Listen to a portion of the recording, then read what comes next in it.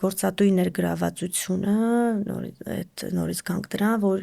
ինքը եթե 1-2 ամսվա կարճաժամկետ դասընթացներ կկազմակերպի, հա, իր համար եւ ինքը կընտրի իր կադրին, հա, այդտեղից հենց կտրի իր կադրին, արդեն առաջացնում է որոշակի երկխոսություն, հա, ուսանողն էլ է վստահում գործատուին, գործատուն էլ հասկանում է տվյալ կադրը կարդարացնի սպասելիքները, թե ոչ։ Այլ բան է, երբ որ դու տեստի արդյունքով հրավիրում ես հարցազրույցի եւ այդ պահին ես որոշում կայացնում ընդունել աշխատանքի, թե ոչ, այլ բան է, որ դու 2-3 ամիս շարունակաբար գալիս ես, վերապատրաստում ես, հա, տրեյնինգներ ես իրականացնում, կարողանում ես ակնկալել, օրինակ, տվյալ ուսանողը որ իրավիճակում բացվեց, հա, քեզ որ տեսակի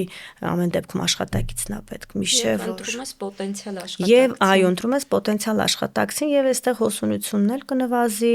եւ այստեղ հմտությունների նկատմամբ վստահությունն էլ կբարձրանա։